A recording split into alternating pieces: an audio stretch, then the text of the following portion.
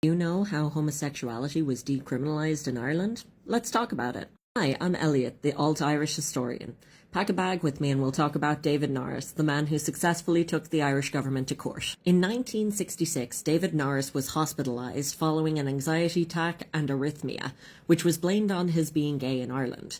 A psychiatrist advised Norris to forestall a possible nervous collapse, to leave Ireland for the south of France where homosexuality was better understood. Norris stated the injustice of this advice angered him, but that it was useful in allowing him to show that the legislation had a direct, quantifiable, negative impact on him. And honestly, what stronger evidence was there than professional medical advice to leave the country on account of your sexuality? The Campaign for Homosexual Law Reform was an organisation set up to campaign for the decriminalisation of homosexuality across the island of Ireland in the 1970s, with its most prominent leader being David Norris. While lecturing at Trinity College Dublin, Norris and a group of students informally established the short-lived sexual liberation movement in 1974, which splintered into the Dublin University Gay Society and the Campaign for Homosexual Law Reform, composed of law students. The Campaign for Homosexual Law Reform's first legal advisor was Mary McAleese from 1975 to 79, who was succeeded by Mary Robinson in the 1980s.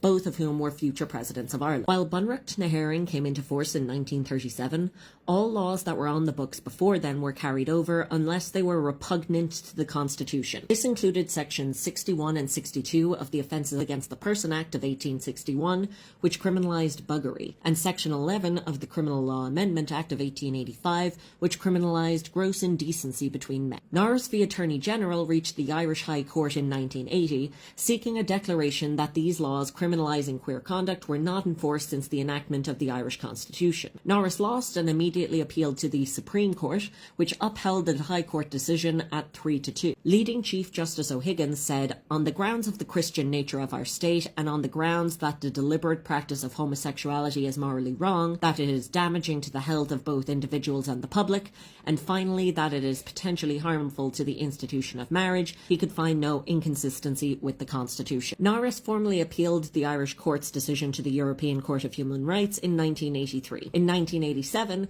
Norris was first elected to the Seanad as an independent representing the Dublin University constituency. In Norris v. Ireland 1988, the ECHR ruled that laws criminalising homosexuality were in breach of the Article 8 protection of privacy. Taoiseach Charles Haughey did not make any reforms, and when Albert Reynolds succeeded him in 1992, he did declare it low on his priority list. However, in the subsequent Fianna Fáil Labour coalition government, due to pressure from the Labour Party, the laws were reformed by Minister for Justice Maura Geoghegan-Quinn in 1993. Geoghegan-Quinn was noted for insisting on an equal age of consent for queer and straight people alike. However, as is appropriate, it is Senator David Norris's name that is most associated with the decriminalisation of homosexuality in Ireland. Now you know, and now I need to go make a second video to make up for missing yesterday.